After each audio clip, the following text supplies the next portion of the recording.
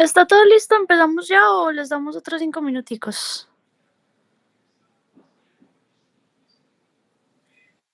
Buenas tardes para todos. ¿Me escuchan bien? Sí, Juan, se escucha bien. Hola, Sí, Juan, te estamos escuchando. hola. Creo que no nos estás escuchando. ¿Se escucha? ¿Pueden confirmar por el chat, por favor, si se escucha? Sí se escucha. Bueno, por acá dicen que sí. Bueno, vamos a esperar 2 minutos a ver si se conectan más personas y damos inicio a la charla.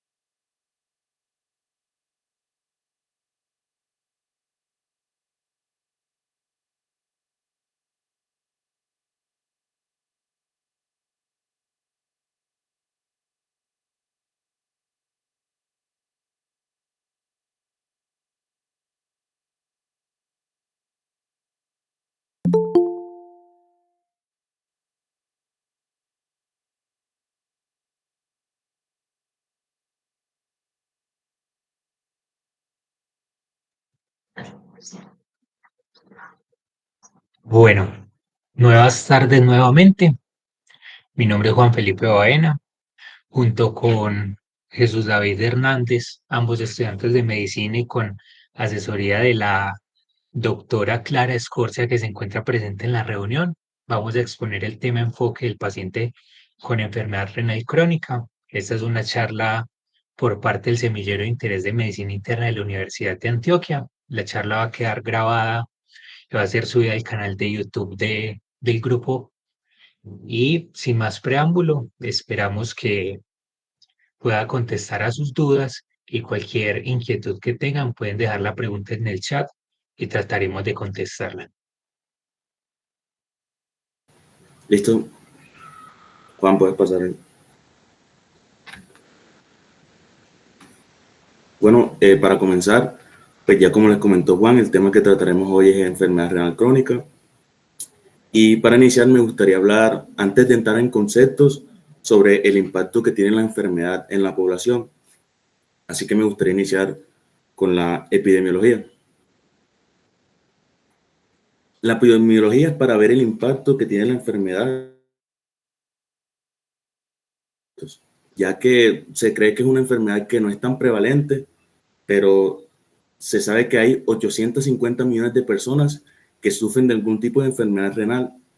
Y esto se sabe gracias al Global Burden of Disease, que es la carga de enfermedad mundial, en el cual se toman diversos aspectos en cuenta para estudiar este tipo de enfermedades prevalentes, como el costo financiero, la mortalidad, la morbilidad, entre otros. Y también una medición que es la discapacidad ajustada a los años de vida. ¿En qué consiste esto? Pues se toma los años de esperanza de vida que hay en un país y en qué edad empiezan los síntomas. Entonces, la esperanza de vida que hay en el país, se reducen los años que se pierden con la enfermedad y también se suman esos años en los cuales empiezan a haber síntomas clínicos o signos que empiezan a afectar la calidad de vida de los pacientes.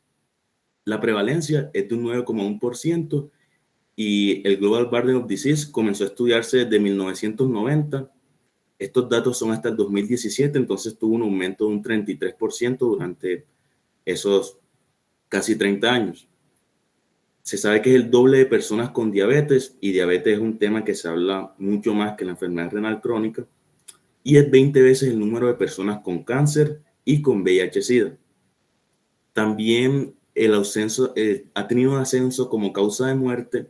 En el 2013 se encontraba en el puesto 19 de causas de muerte, actualmente se encuentra en el puesto 11 y se estima que para el año 2040 va a estar en el quinto puesto a nivel mundial.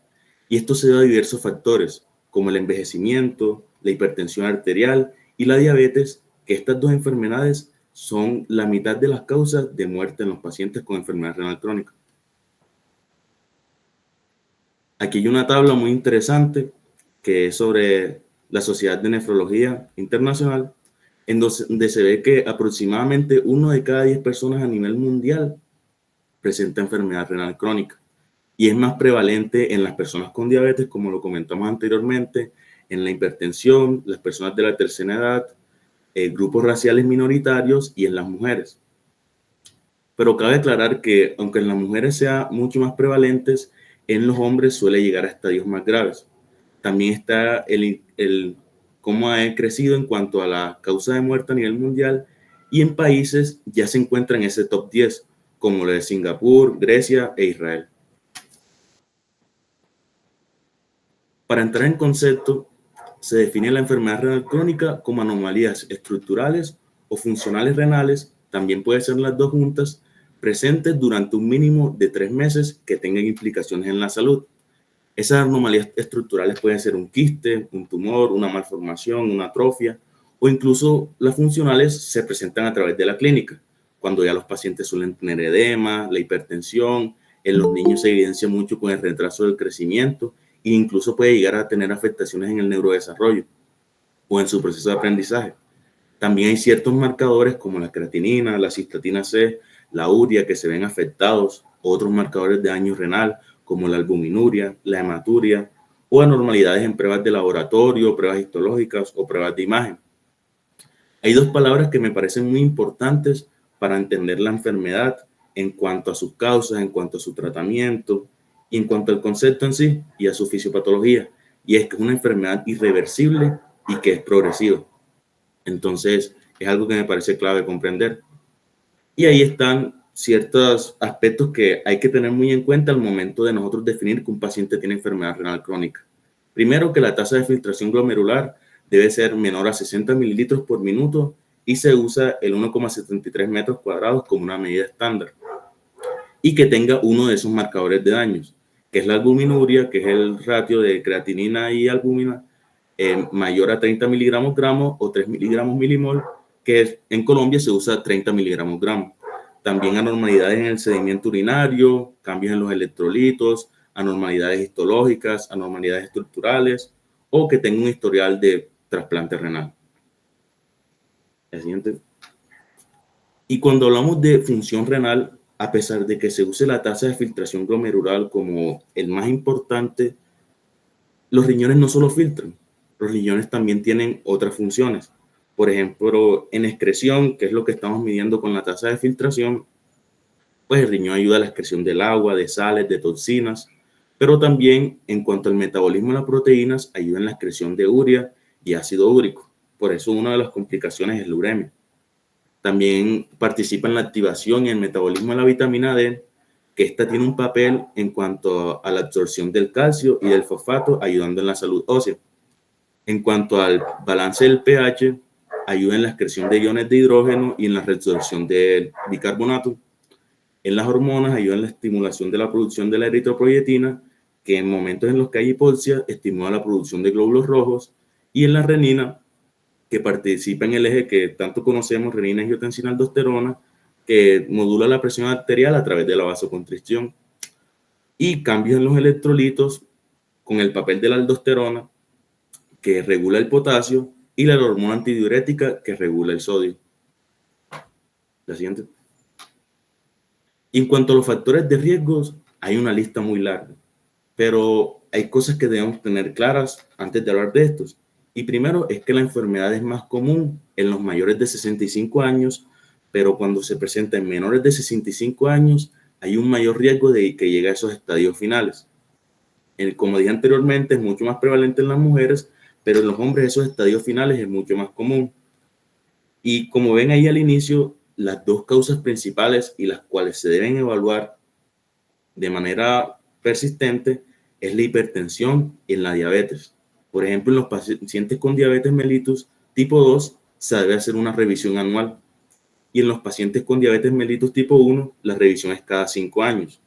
También en la enfermedad cardíaca, especialmente en los pacientes con falla cardíaca, en los pacientes que han presentado enfermedad renal aguda, también en las zonas endémicas, donde se presente mayor cantidad, por ejemplo, en los países donde ya está en el top 10 de causas de muertes, o áreas que tengan variantes genéticas del APOL1, que es un gen muy asociado a aparición de la enfermedad. También enfermedades que generan alteraciones multisistémicas como el lupus, la vasculitis, el VIH, el uso de nefrotóxicos, también el uso de esteroides, alteraciones o condiciones estacionales como nacer prematuro, con bajo peso, baja talla. Y algo que no aparece aquí, pero hay que tener muy claro, es los pacientes con hematuria persistente, que es algo que hablamos en la semana anterior, en los cuales una hematuria persistente nos indica que hay una enfermedad glomerular y esta puede evolucionar a una enfermedad renal crónica. La siguiente.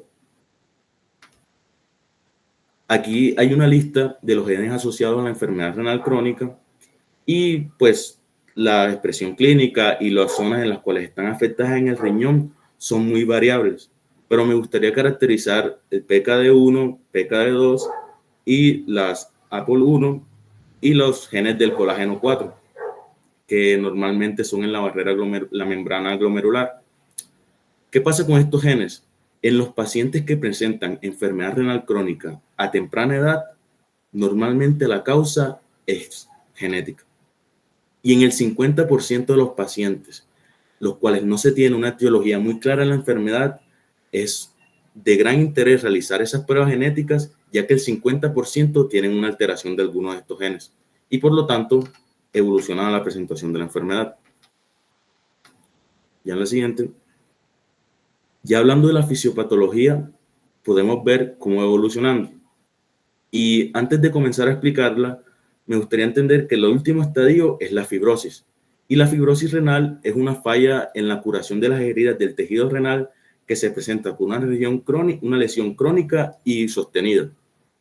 Entonces, inicialmente es la pérdida de las nefronas. Esa se puede presentar por diversas causas. Las nefronas se producen desde la semana 12 hasta la 36 de gestación. Normalmente llegan a producirse 950.000 en cada riñón, teniendo una variabilidad de 200.000 a 2,5 millones. Pero al aumentar el tamaño o el crecimiento de las personas, el peso, aumenta la demanda renal. Y por lo tanto hay una disminución de esa tasa de filtración glomerular con el aumento de la edad.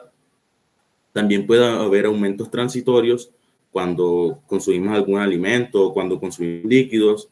También en el embarazo hay aumentos que son transitorios, pero pueden generar alteraciones más graves ya que suelen ser un poco más sostenidos. Y la hipertrofia de las nefronas está asociada al aumento de la masa corporal como un mecanismo compensatorio. En los pacientes que realizan donaciones, en las lesiones renales severas, en la pérdida de nefronas por la edad y también en la obesidad, es muy importante entender que son diversas de las etiologías por las cuales podemos perder las nefronas. En la hipertrofia de las nefronas hay un aumento de la tasa de filtración glomerular y de la presión de filtración. Esto es lo que genera una hipertrofia. Y también hay una hiperfiltración y una hipertensión glomerular. Esto debido a que hay una mayor expresión de los factores de crecimiento alfa y los receptores del factor de crecimiento a nivel epitelial. Esto genera una hipertensión glomerular, aumenta la superficie de filtración y disminuye la hipertensión glomerular. Ese es el mecanismo compensatorio, pero cuando se vuelve mucho más grave es cuando ocurre la hiperfiltración y la hipertrofia de esas nefronas. Entonces esto lleva a una alteración de esa tasa de filtración. Normalmente por los cambios en los niveles de angiotensina y la rampamicina, que generan una hipertrofia de los podocitos y también una hiperfiltración glomerular. Esto se puede agravar y disminuye la cantidad de podocitos, y esto se ve a través de la clínica con la proteinuria. También esa filtración se ve afectada por la vasoconstricción que genera la activación del eje por la renina, también el aumento de la retención de sodio, y es mucho más grave en los pacientes que ya tienen hipertensión arterial. Y por último, la fibrosis, que por la pérdida de esas nefronas ocurre una cicatrización de las heridas que suele ser inespecífica. Entonces hay una mayor cantidad de células inmunes, también por la glucosuria, por la diabetes, por la albuminuria, y esto genera una activación de las células epiteliales del túbulo que estimula mediadores proinflamatorios y profibróticos que empiezan a estimular esa inflamación intersticial y derivan en la fibrosis de ese tejido renal. La siguiente. Aquí hay dos imágenes. Esta es la primera, en la cual se explica un poco de lo que hablamos anteriormente, y es que en un estadio previo a la enfermedad renal crónica, ya cuando empieza a haber una activación de ese eje, cuando hay una mayor alteración de sodio y cuando ya hay una hipertensión arterial, es cuando se deriva en una hiperfiltración, una hipertensión glomerular. ¿Y esto qué genera? En el medio podemos ver cómo es un pedocito sano, pero ya cuando hay un estadio mucho más avanzado de esto, cuando todas esas situaciones que comentamos anteriormente se vuelven persistentes, ese estrés que se genera en los podocitos causa que se desprendan.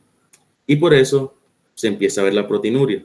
Ahí podemos ver cómo está la nefrona en un estadio previo, y ya después podemos ver cuando pues, en un estadio avanzado de la enfermedad, donde ya hay fibrosis, donde ya están desprendidos los podocitos, donde ya podemos ver la proteinuria, los glomérulos están mucho más grandes, y así. En la siguiente. Aquí está toda la parte de la fibrosis intersticial, que inicialmente se ve por la proteinuria y las alteraciones de la filtración, y en ese tejido ya empiezan a haber fibroblastos, se evidencia la proteinuria, el crecimiento de los glomérulos, y pues es el daño que se ve en los tejidos. La siguiente. Y hay factores que contribuyen a esa fisiopatología. Como lo comentamos anteriormente, el bajo peso al nacer, ya que esto se asocia a un desarrollo renal incompleto. Entonces estos pacientes que son prematuros o que nacen con un peso menor a 2.500 gramos pueden presentar enfermedad renal crónica a cualquier edad y suelen tener una tasa de filtración glomerular reducida y una elevada presión arterial sistólica. Entonces, cuando estos pacientes se los empieza a evaluar, se ve que tienen un riesgo 4 veces mayor que una persona normal de presentar enfermedad renal crónica cuando están en la etapa de juventud. Y en la pubertad es mucho más común que ellos desarrollen la enfermedad renal crónica, ya que hay un mayor crecimiento corporal y la capacidad que tienen ese disminuido número de nefronas no es suficiente. En cuanto a los factores genéticos, pues hay anormalidades que se evidencian como la nefrocalcinosis, la degeneración crística, que debilitan esa integridad epitelial. Y también tenemos las CACUT, que son anomalías nefrológicas congénitas, que son las más comunes en cuanto a la presentación de la enfermedad renal crónica, y se pueden presentar de diversas maneras, ya que son aproximadamente el 40% de las causas de enfermedad renal crónica en los niños. En cuanto a la obesidad, pues hay un mayor tamaño glomerular en estos individuos, lo que sugiere que hay una hiperfiltración inducida por la obesidad, y esto contribuye a la pérdida de las nefronas. Y en el caso de obesidad mórbida y obesidad moderada, hay un mayor desarrollo de proteinuria y de enfermedad renal crónica de manera progresiva. En el embarazo, también se debe entender que en el último trimestre implica una expansión de volumen, es decir, que hay un aumento del volumen sanguíneo, lo que implica un aumento de la tasa de filtración glomerular. Y estas son adaptaciones fisiológicas que son transitorias, pero que pueden generar ciertas consecuencias. Por ejemplo, en las personas o en las mujeres que nacieron con una baja reserva de nefronas o que tienen lesiones previas de enfermedad renal crónica, relacionadas a enfermedad renal crónica como lesiones renales agudas o algún otro tipo de alteración, también en las mujeres con nefritis lúpica, pues hay mayor probabilidad de que ellas presenten esa hiperfiltración glomerular que deriva en esa fibrosis. En la diabetes, pues también está asociada a una hiperfiltración glomerular masiva, y esa hiperglicemia promueve la reabsorción de sodio por el cotransporte sodio-glucosa. Número 2. Por lo tanto, una de las medidas de trazamiento es la ISGLT2. Y también la activación del eje renina-angiotensina-aldosterona en la mácula densa ayuda a agravar la enfermedad. También en el envejecimiento se asocia mucho que estos pacientes suelen tener otras enfermedades como la diabetes o la obesidad, que ayudan a la fisiopatología de la enfermedad. La lesión renal aguda, que es un deterioro agudo de la función renal que puede tener alteraciones prerrenales, por ejemplo, un choque hipovolémico, intrarrenales como una alteración del parénquima renal, o posrenales, que puede ser una obstrucción del tracto urinario. Y esto genera una acumulación de los desechos metabólicos y toxinas y se evidencia con complicaciones urémicas. Estos daños implican pérdida irreversible del número de nefronas que derivan en la fisiopatología de la enfermedad. Y por último, el envejecimiento fisiológico, factores genéticos, la hipertensión arterial, enfermedades que implican daño renal, el aumento del peso o una combinación de todos estos factores estimulan la aparición de la pérdida de las nefronas y afectan la fisiopatología para que inicie la enfermedad. Y este envejecimiento se asocia, se asocia con la pérdida del número de nefronas. Y es que se evidenció en un estudio que se hizo en pacientes de Marruecos que con la edad se pierde la estimación de la tasa de filtración glomerular a través de la creatinina. Y por ejemplo, vemos que a los 25 años y a los 70 años hay una reducción del 50% de esa tasa de filtración. Pero no se tiene muy claro si es porque hay una mayor capacidad de filtración a través de las nefronas de manera individual, o esta hiperfiltración de las nefronas individuales es remanente o refleja una menor demanda de filtración por los desechos metabólicos. Entonces, como no se tiene muy claro por qué existe esta reducción, pero estimula que aparezca la enfermedad renal crónica. La siguiente. Ya en cuanto a cómo evaluar el riesgo de los pacientes con enfermedad renal crónica, primero se evalúan todos esos factores de riesgo que hablamos anteriormente. Y después de esto, si existe alguno de estos factores de riesgo, se debe hacer una estimación con la creatinina. Y si hay pues para evidenciar si hay daño renal. Si esa tasa de filtración glomerular es menor a 60 o la relación albúmina-creatinina es mayor a 30 miligramos-gramo, también se buscan otros marcadores. Pero si no se tiene muy claro hace cuánto tiempo ocurre o si es menor a 3 meses, ya se sigue con el tratamiento en cuanto a lesión renal aguda. Pero en los pacientes en los cuales la tasa de filtración, si es mayor a 60, pues se descarta la enfermedad, pero se deben seguir evaluando estos factores de riesgo. Y en los pacientes en donde sí es menor a 60 miligramos, es recomendado hacer la evaluación con cistatina, ya que es mucho más específica, para poder así definir cuál es el estadio, también cuál es la gravedad de la enfermedad, y así iniciar con el tratamiento adecuado. Ya en la siguiente.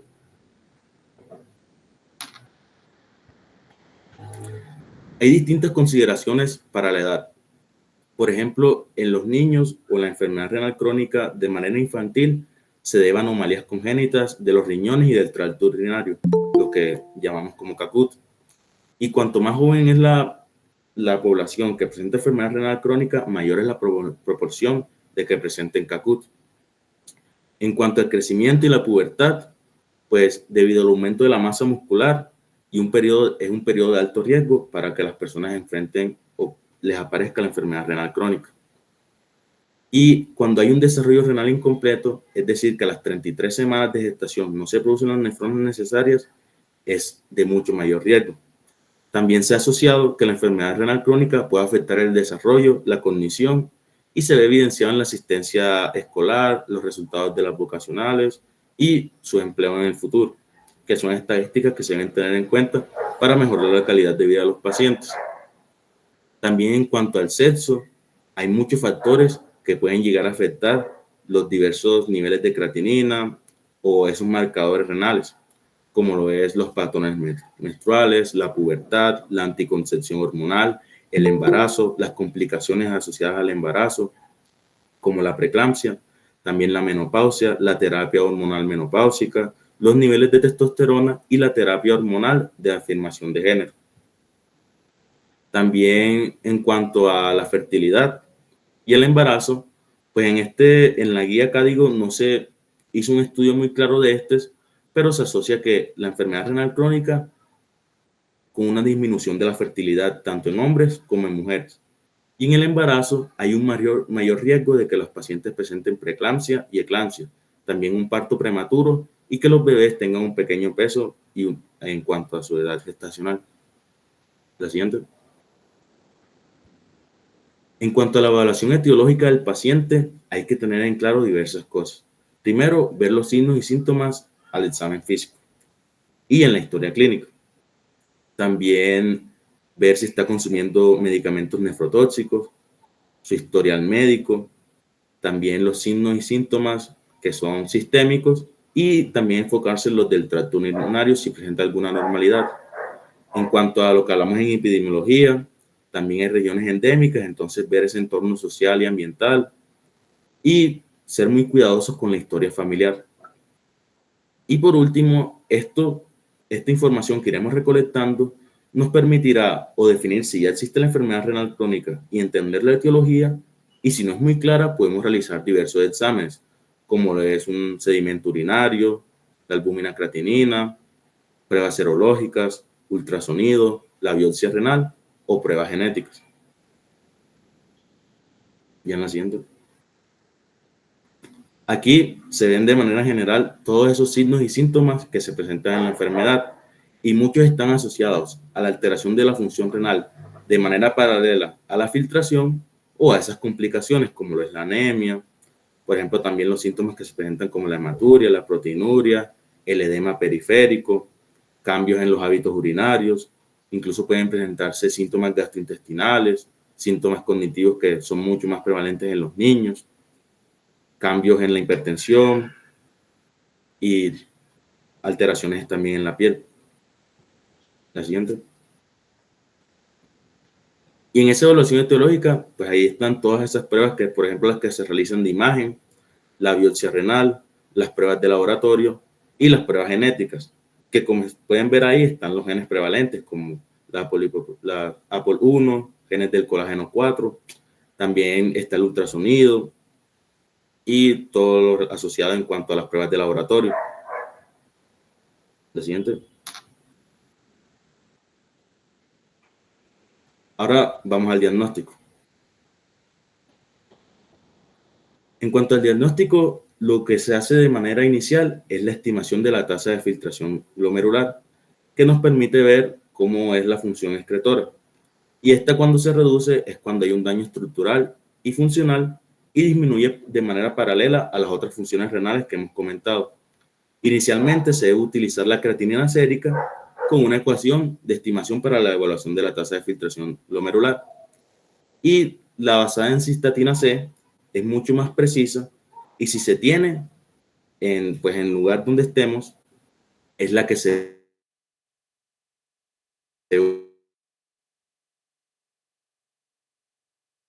creatinina. Podemos iniciar fácilmente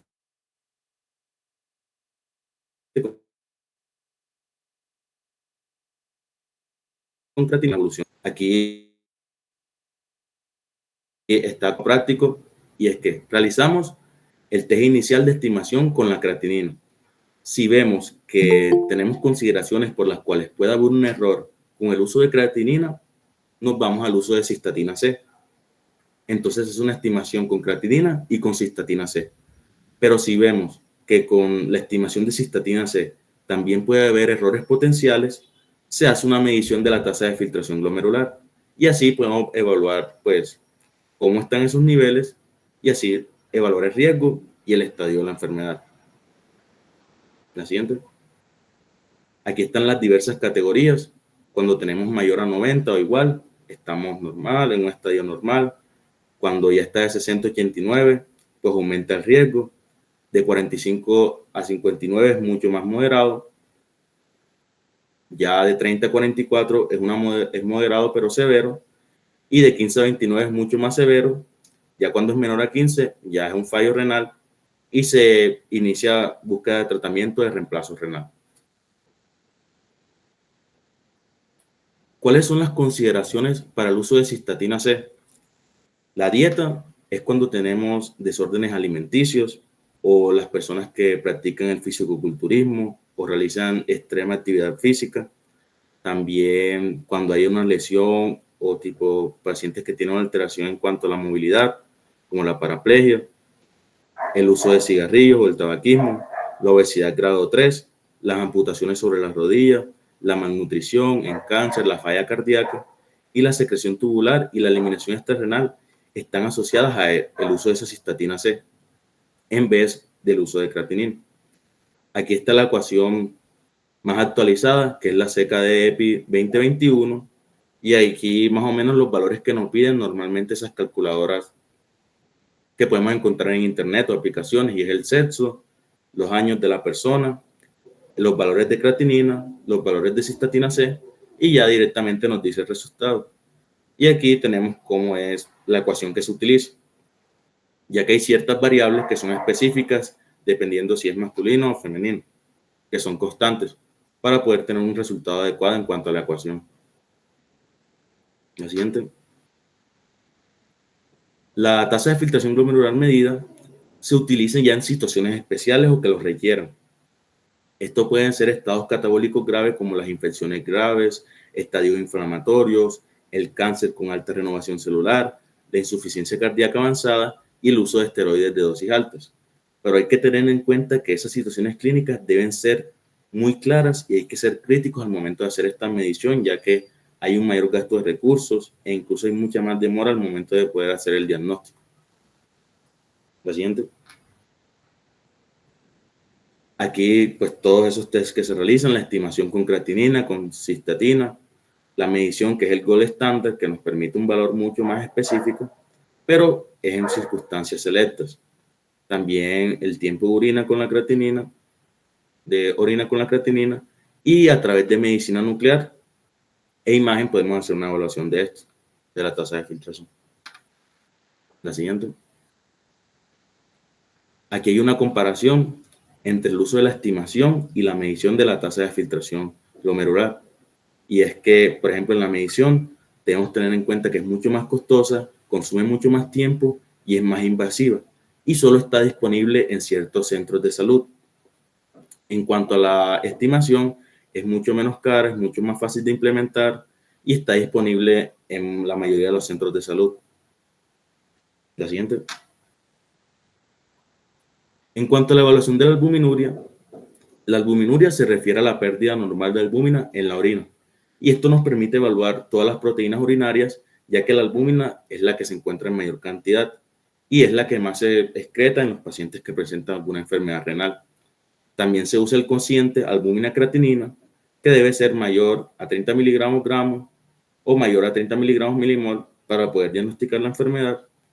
La cuantificación en 24 horas es el gold estándar y se hace con la primera medición de la mañana con una muestra de la medición media y tiene mucha mayor sensibilidad que la proteína creatinina, ya que se observó en ciertos ensayos clínicos al momento de realizar la guía Código 2024 que las pruebas que se realizaron con albúmina son mucho más precisas y sensibles que los ensayos en los que utilizaron proteína en la orina.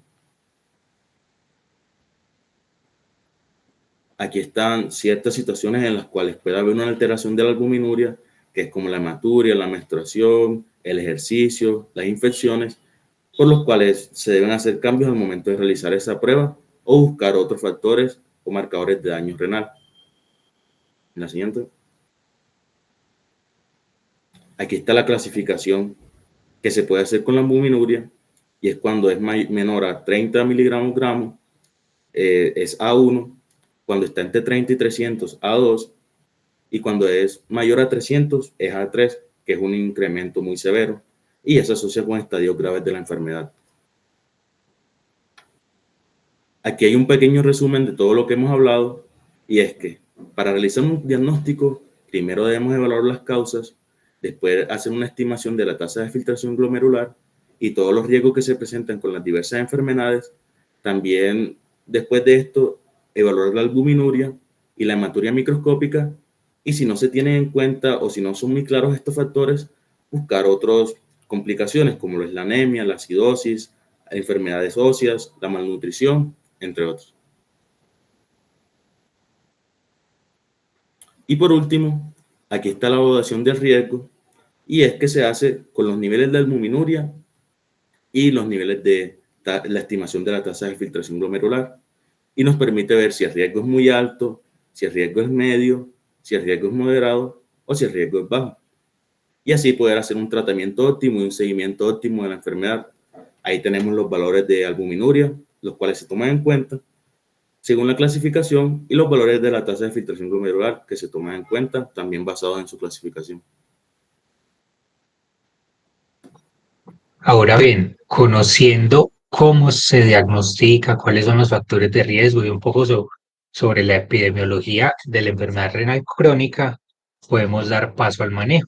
Entonces, como toda enfermedad crónica, siempre necesitamos de un manejo farmacológico y uno que no lo sea. El manejo no farmacológico siempre debe iniciarse desde el diagnóstico de la enfermedad, y en el caso de la enfermedad renal crónica consta de dejar de fumar, porque pues los diversos estudios han comprobado que el cese de los productos en general derivados del tabaco reducen la mortalidad prematura por eventos cardiovasculares, reducen la incidencia de enfermedades respiratorias y reducen en general la- las tasas de cáncer.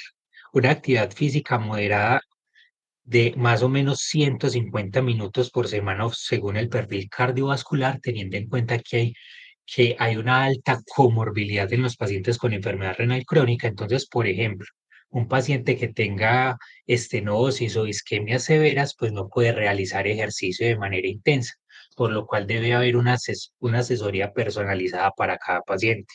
El manejo del peso. Se ha encontrado una relación causal entre el índice de masa corporal y el diagnóstico de enfermedad renal crónica. Esa relación causal se debe a que el índice de masa corporal refleja indirectamente el porcentaje de adiposidad. Como nos explicó Jesús ahorita, pues la adiposidad genera, pues, es un factor de riesgo para la enfermedad renal crónica. ¿Qué pasa? No debemos sobreestimar el riesgo por IMC en pacientes, por ejemplo, que presenten un IMC que puntúe como sobrepeso, pero que ese valor de IMC esté influenciado por una alta masa muscular, por ejemplo, en los atletas.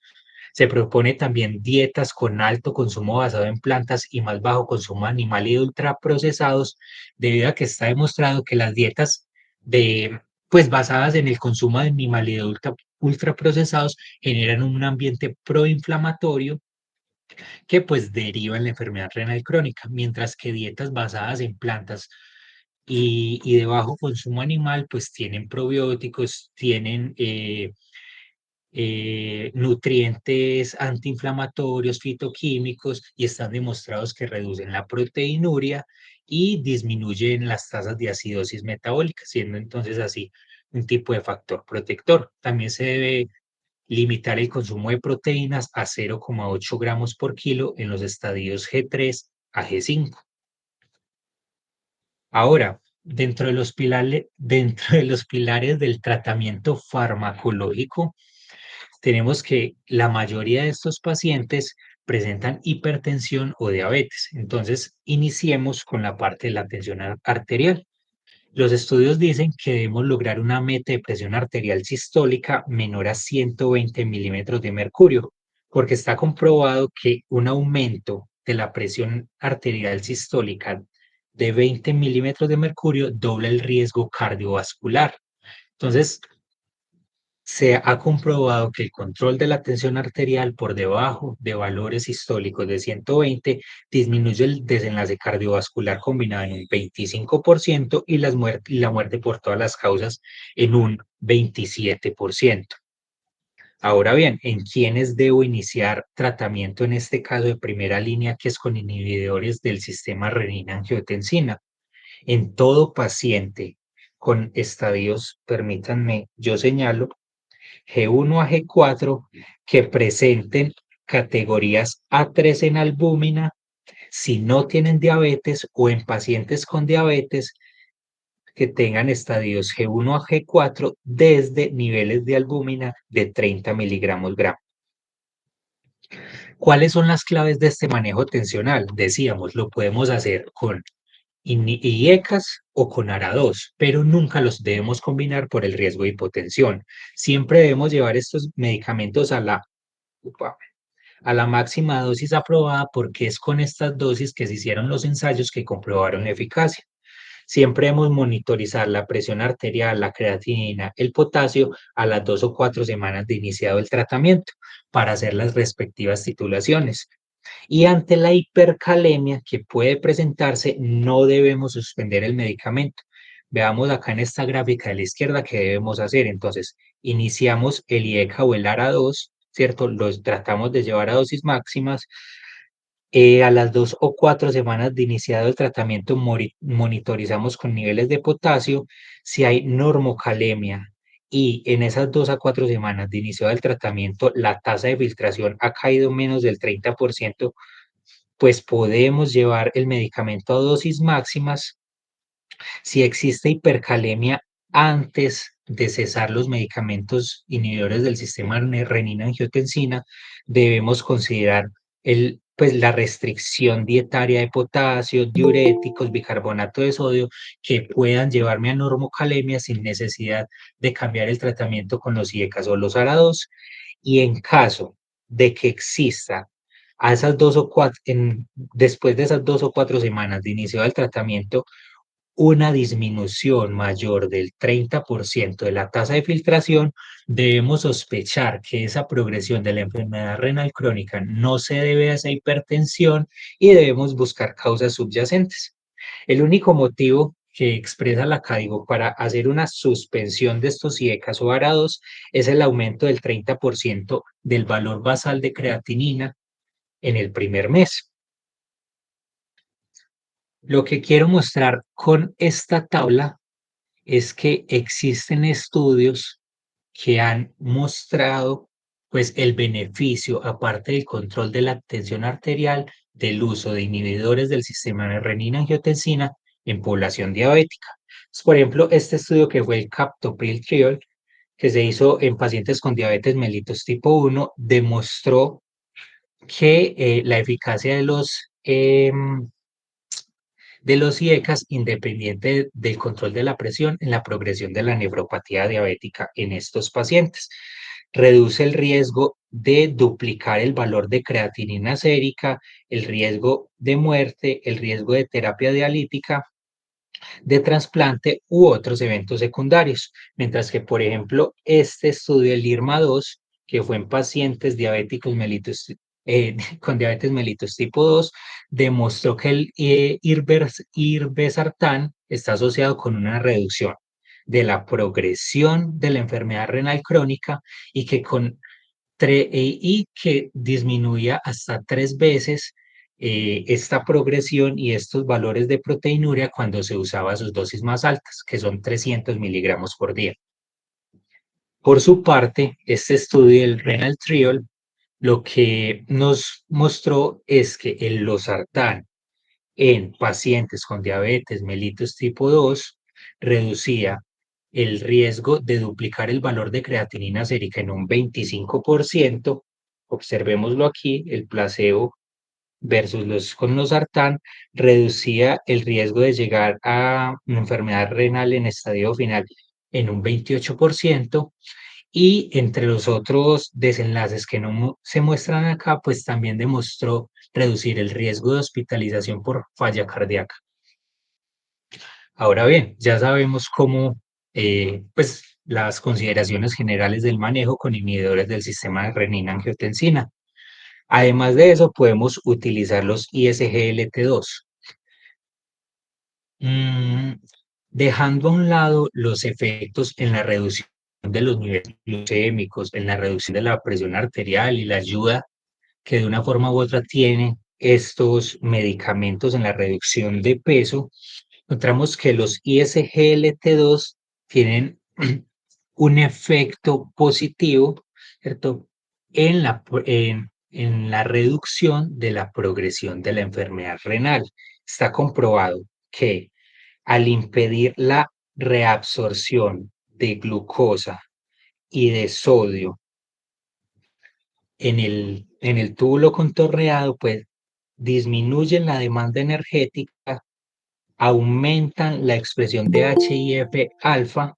Esta HIF-alfa lo que hace es estimular la producción de eritropoyetina, estimular la eritropoyesis y en consecuencia mejorar la oxigenación tisular y con esto disminuir la progresión de la enfermedad renal crónica. Entonces, ¿cuándo debemos usar estos ISGLT2? En todo paciente diabético con una tasa de filtración mayor a 20 puede usarse. Y en pacientes que no sean diabéticos, pero que tengan falla cardíaca o que la tasa de filtración sea mayor de 20 y el ratio albúmina-creatinina sea mayor a 200. Tiene un efecto aditivo a los inhibidores del sistema de renina-angiotensina, es decir, si yo estoy usando losartán o enalapril, pues yo puedo añadir el ISGLT2 y no tengo que suspender mi inhibidor del sistema de renina-angiotensina. Y debemos tener un especial cuidado en situaciones de ayuno prolongado, cirugía o en pacientes críticos donde debemos hacer una suspensión temporal del ISGLT2. Esta diapositiva es para dar cuenta de algo que sucedió hace unos años donde el estudio Canvas, los resultados del estudio Canvas exponían que había un mayor riesgo de amputación de extremidades, de fracturas óseas, de depresión de volumen y de infecciones genitales serias en pacientes que usaban ISGLT2 versus el placebo. Pero estudios posteriores como el CREDENCE, el DAPA-CKD o el EMPA-Kidney no lograron reproducir estos resultados, por lo cual hoy en día podemos decir que podemos usar de forma segura los ISGLT2. Ahora bien, otra opción que se plantea en el manejo de los pacientes con enfermedad renal crónica es el uso de antagonistas del receptor mineralocorticoides, ¿Cuándo podemos usarlo? En pacientes que a pesar de usar máximas dosis de IECA o de ARA2, diabéticos con tasas de filtración mayores de 25 y normocalémicos persisten con albuminuria, es decir, tienen categorías A2 o A3 de la misma. Y al igual que el ISGLT2, puede adicionarse, es decir, yo puedo utilizar un ISGLT2, un inhibidor del sistema de renina-angiotensina y un antagonista del receptor mineralocorticoide. Se ha comprobado que reduce la tensión arterial y la albuminuria, que disminuye el riesgo cardiovascular en un 14% y reduce en un 22% el riesgo de hospitalización por falla cardíaca. ¿Cuál es el riesgo de estos receptores de mineralocorticoides? El riesgo de hipercalemia. Entonces, a la derecha se postula qué es lo que debemos hacer según los niveles de potasio. Entonces, si yo tengo unos niveles de potasio menores a 4.8, yo puedo iniciar mi antagonista del receptor de mineralocorticoide. Si está entre 25 y 60 la tasa de filtración, lo inicio a 10. Si la tasa de filtración es mayor de 60, puedo iniciarlo a 20. Debo monitorizar el potasio mensualmente durante 4 meses y debo tratar de llevar la dosis a 20 miligramos. Si el potasio está entre 5 y 5,5, debo hacer un seguimiento estrecho del potasio y solo si el potasio es mayor a 5,5, yo paro la administración de mi antagonista del receptor mineralocorticoide, considero ajustes dietarios o con medicamentos para disminuir esa concentración de potasio y una vez el potasio está menor de 5, considero el reinicio de la terapia con receptor de mineralocorticoide. En este caso, la finerenona es el antagonista que ha demostrado un mejor perfil, porque tiene una vida media más corta, es un receptor con una selectividad pues es un antagonista con una selectividad más fuerte por ese receptor, tiene un efecto hipotensivo menor al que tienen otros antagonistas y tiene un perfil más favorable de efectos adversos, ya que tiene un potencial antiinflamatorio y antifibrótico mejor que el que tienen otros antagonistas. Lo que pretende mostrar esta gráfica básicamente es que la finerenona, ¿sí?, mostró beneficios en el desenlace cardiovascular compuesto. Observen aquí en muerte por eventos por causas cardiovasculares, en infarto miocárdico no fatal, en hospitalización por falla cardíaca, en falla renal. En lo único que no tuvo un desenlace, pues no mostró un efecto benéfico fue en la hospitalización por cualquier causa. Bueno, y por último, otra opción es antagonista del receptor GLP-1, en este caso el semaglutide, que demostró un 21%, una reducción del 21% del desenlace renal combinado, una reducción del 11% de la hospitalización por falla cardíaca y que la guía Código 2024 propone que se priorice respecto a la insulina. ¿Cuándo debemos usar el semaglutide? Cuando a pesar de usar dosis máximas de ISGLT2 y de metformina, yo no logro un control de la glicemia. La gráfica de la derecha básicamente lo que nos está mostrando es diversos estudios, estos son los estudios, ¿cierto? Los ratios casi todos muestran son los desenlaces con el ratio albúmina-creatinina y todos muestran un beneficio, ¿sí?, del uso de semaglutide respecto al placebo en los resultados en el ratio albúmina-creatinina. Ahora bien, otro punto importante dejando a un lado la hipertensión y la diabetes en estos pacientes es la anemia. Básicamente de anemia, ¿qué debemos saber?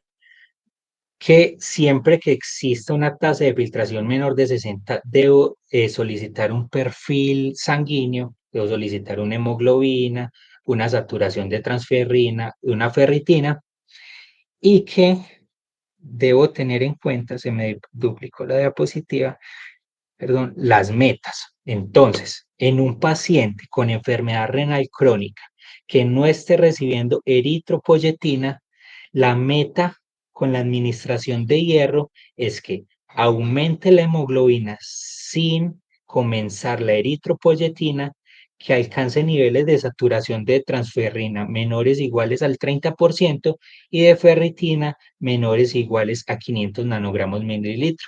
Mientras que si hay un inicio de eritropoyetina, mi meta es lograr un incremento en la concentración de hemoglobina o que pueda disminuir la dosis que estoy administrando de eritropoyetina con los mismos valores meta, saturación de transferrina menor al 30% y de ferritina menor o igual a 500 nanogramos mililitro.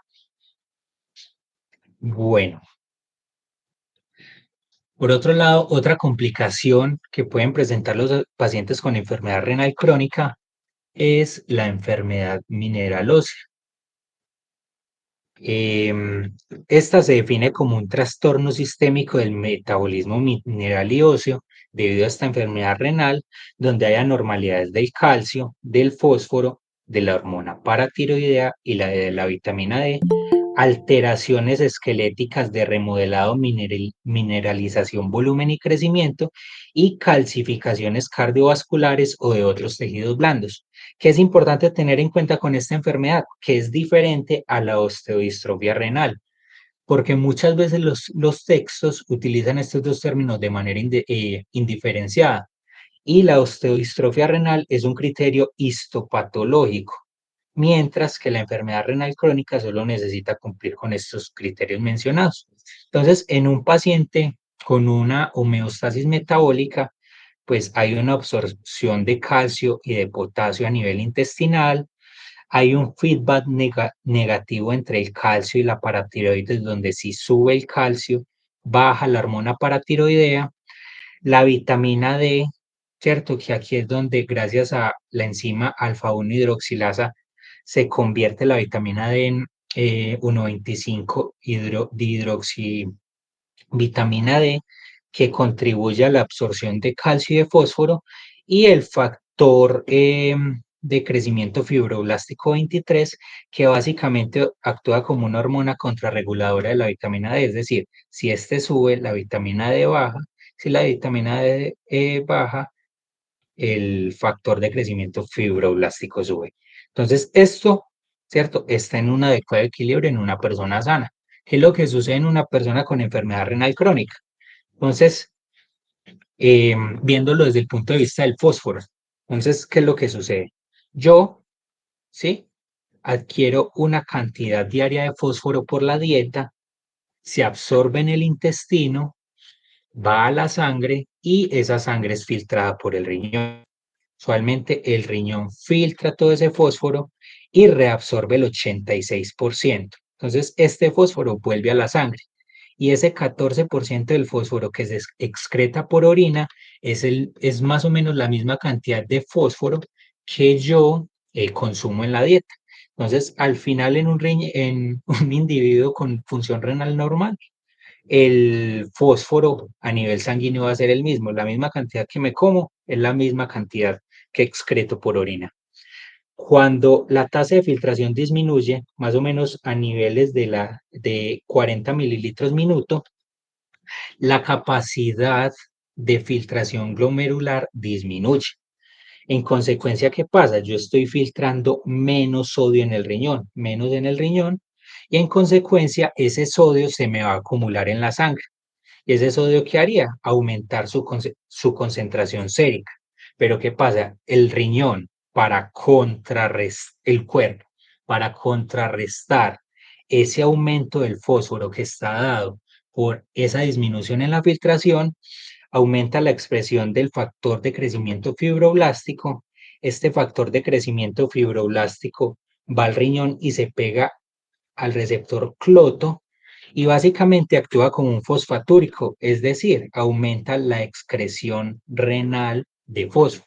Es decir, ese fósforo que no se estaba filtrando y que se estaba acumulando en sangre, gracias al aumento de la expresión de este factor de crecimiento fibroblástico, pues se está excretando en orina. ¿Qué pasa? Como les explicaba ahorita, si aumenta el factor, el FGF23, pues disminuye la vitamina D3.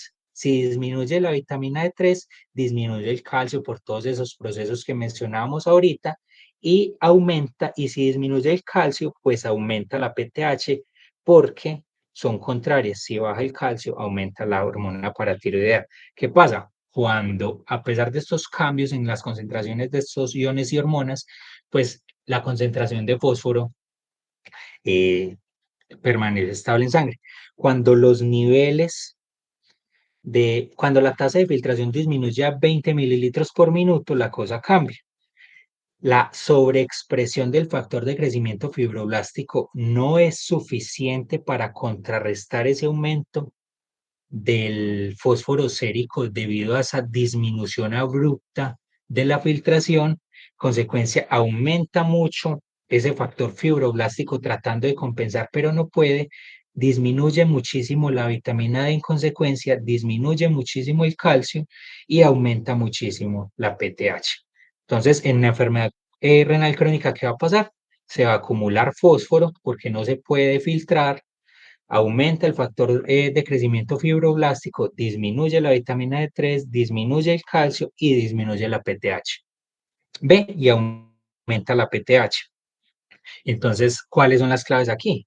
¿Cómo y cuándo evalúo la vitamina D? ¿Cómo y cuándo suplemento calcio? ¿Cómo evito esa hiperfosfatemia que es en últimas el origen de todo este proceso? ¿Y qué estudios hago con la PTH? Entonces, con la vitamina D, ¿qué hago?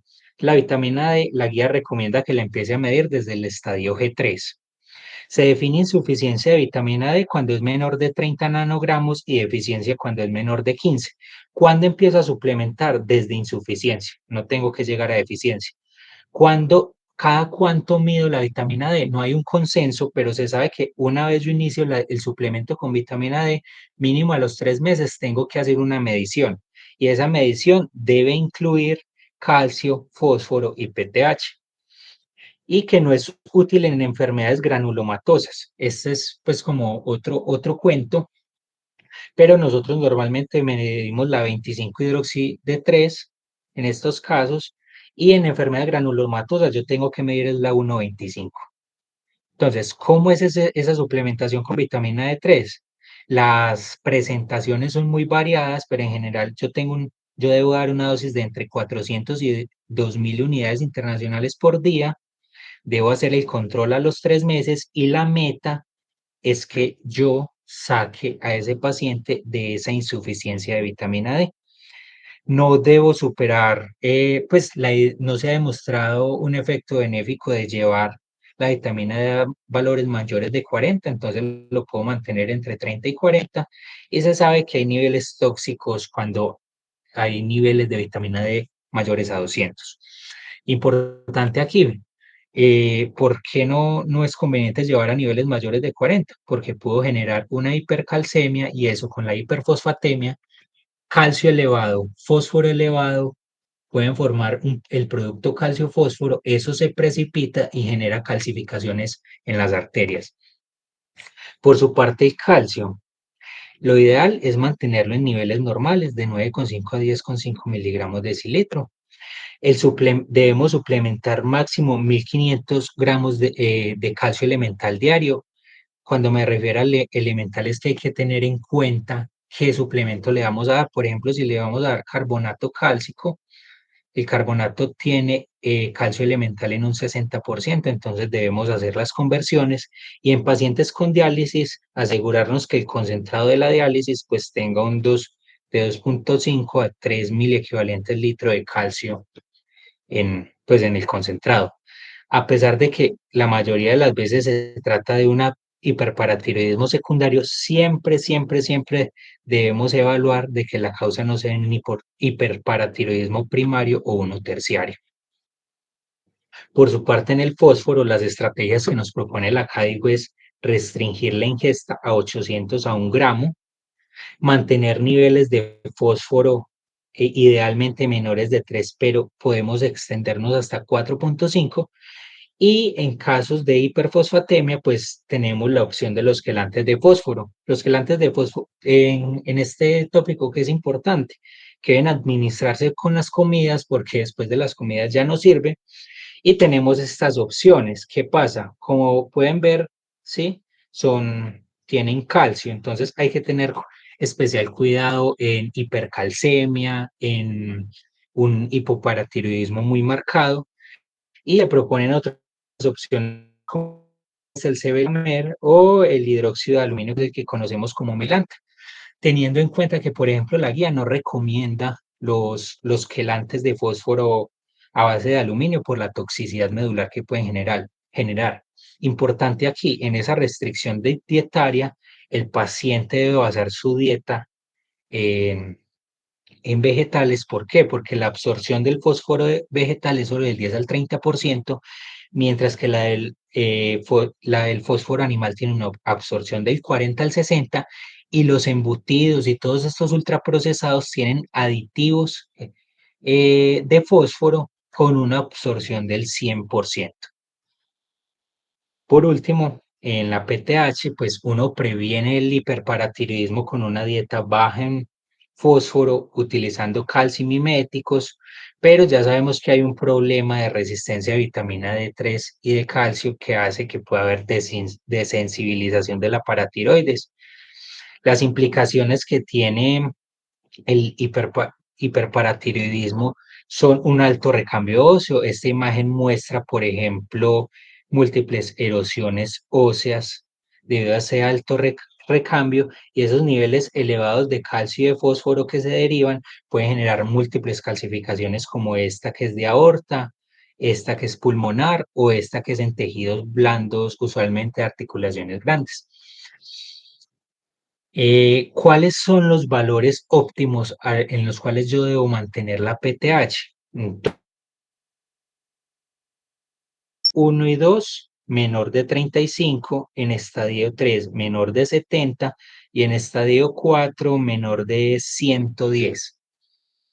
Siempre hay que evaluarlo junto al calcio, el fósforo y la vitamina D para evaluar tendencias, si suben, si bajan. Y importante aquí es que en la diálisis no hay como un valor que, como el que les exponía, sino que se dice que 2 a 9 veces el límite superior normal del valor del laboratorio donde yo la mido. Entonces, en conclusión, yo siempre primero trato de manejar el fósforo teniendo especial cuidado de los quelantes cálcicos, ¿cierto? Primero el fósforo, segundo trato de corregir el calcio utilizando, por ejemplo, calcitriol y tercero, ya la PTH. Esta diapositiva es para mirar, por ejemplo, estos calciomiméticos. Por ejemplo, este debe ser usado puede inducir hipercalcemia, entonces hay que tener especial precaución, pero entonces está esta opción que es el paricalcitol o el sinacalcet, donde pues se pueden considerar cuando el fósforo o el calcio están altos. Esta diapositiva son algunas dosis, se va a enviar al grupo del semillero para que las tengan. Y por último, cuando debo hacer remisión a nefrología. Entonces, cuando progrese la enfermedad renal crónica en estadios 4 o 5, es decir, tasas de filtración glomerular menores a 30, cuando el ratio albúmina-creatinina es mayor de 300, cuando hay una hematuria de causa no clara, una hipertensión arterial que a pesar del manejo con estos inhibidores del sistema de renina-angiotensina, de los ISGLT2, el receptor de mineralocorticoides, pues no puedo controlarla, cuando persisten las anomalías del potasio a pesar de ese manejo dietario y farmacológico, cuando hay nefrolitiasis recurrente o extensa o cuando hay nefropatía heredada. Estas son las fuentes que usamos para dar la charla y un agradecimiento nuevamente a la doctora Clara Escorcia por habernos orientado durante todo el proceso de esta charla. Si Hola hay Juan, alguna pregunta. lo Hola, hiciste súper profe, bien. ¿qué más? La verdad, pues todo lo que te dije, pues quedó en la charla, me pareció muy buena porque, como yo te dije la primera vez que hablamos, cada complicación, cada medicamento y solo la epidemiología es una charla, o sea, completa, de 1 hora. Y la verdad, pues yo creo, niños, para todos que lo que están las diapositivas de las metas que les explicó Juan Felipe, las metas de PTH, las metas de anemia, cuándo mandarlo a nefro, es muy importante. Y yo creo que también es muy importante que a ustedes se les quede como el mensaje que enfermedad renal crónica no solo es tener una tasa de filtración menos de 60, listo, es que tengan un paciente que ustedes le dan una creatinina en 1.5, 1.6 y esa creatinina por más de 3 meses esté así. Ese paciente ya tiene un compromiso renal crónico, o el paciente monorreno, o el paciente que ha sido un donante vivo, o el paciente que tiene una poliquistosis, ese paciente es renal crónico. Entonces son muchas cosas que no solo es la tasa de filtración menos de 60 para que eso les quede súper claro. Y en el mapa de calor con la albuminuria es muy importante porque ahí nosotros miramos cada cuánto tenemos que ir a los pacientes, si cada 6 meses, si cada 3 meses, si cada mes. Listo. El calcio y el fósforo son complicaciones súper, súper, súper importantes. Siempre, como les dijo Juan Felipe, miren el fósforo, siempre, siempre, siempre.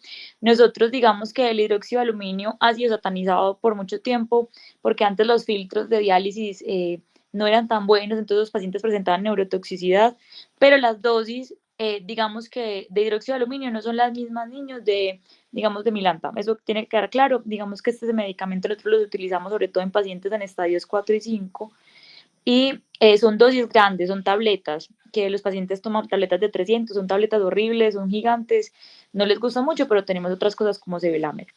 La anemia, las metas, entonces siempre cuando tengan una ferritina menos de 100 en el paciente que no esté en diálisis, ese paciente necesita llevarlo a 100, listo. Y saturación de transferrina, 20. Esos son los números que se tienen que aprender. ¿Cómo lo hacen?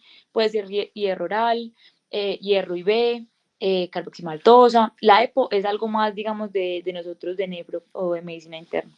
No sé si quedó alguna duda o pues digamos se la pueden escribir a los niños, a Juan Felipe me la mandan, yo con el mayor gusto se la respondo o si necesitan bibliografía. Juanfe, de verdad, súper bien. Muchas gracias, Doc. Bueno, ¿hay alguna pregunta?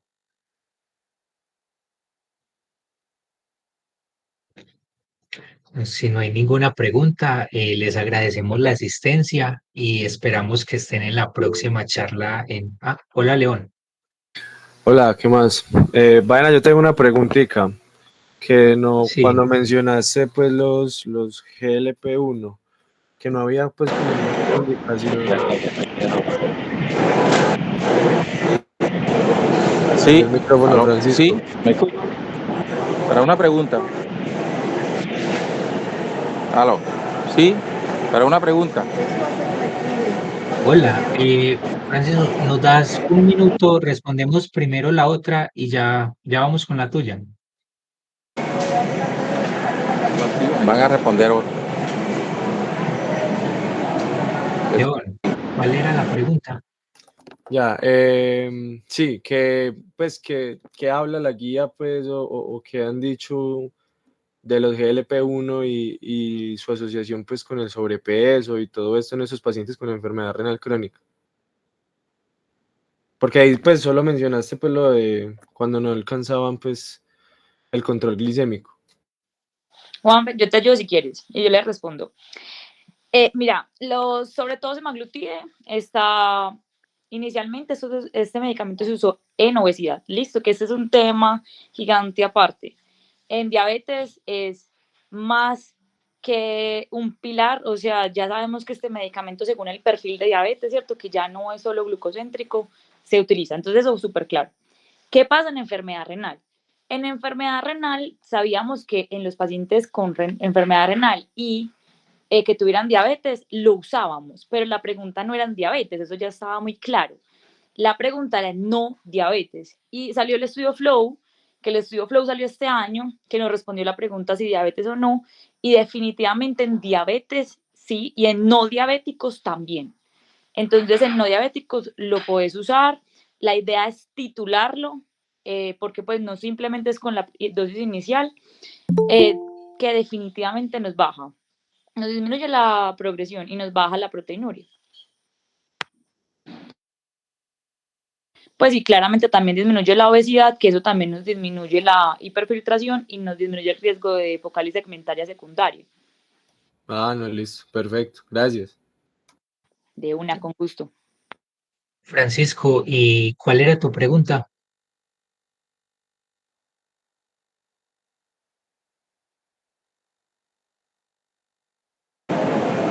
Sí, buenas tardes. Buenas tardes. Buenas tardes a todos. Mi pregunta es la siguiente. ¿Cómo tratan los indígenas la insuficiencia renal, ya de que uno nota que dentro de nuestra sociedad ellos toman otras determinaciones diferentes a las que tomamos nosotros, los que pues pertenecemos más que todo a las ciudades? ¿Cuál es la determinación de ellos para el control o la aplicación de su tratamiento a centrales? Es mi pregunta.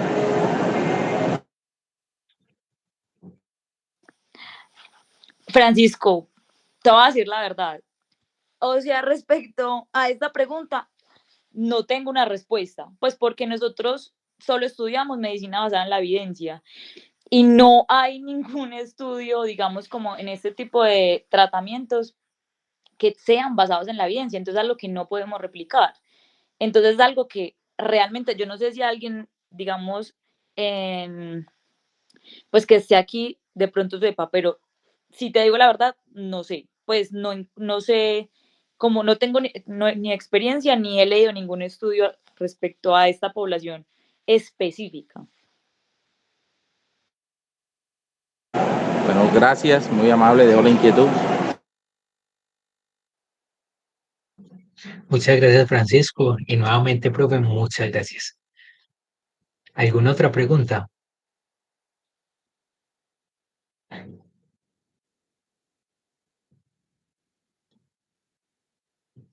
Bueno, no siendo más, entonces damos por finalizada la sesión y los esperamos dentro de 15 días en la próxima charla.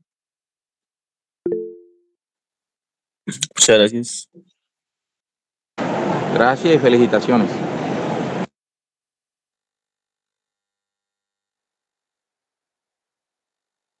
Muchas gracias.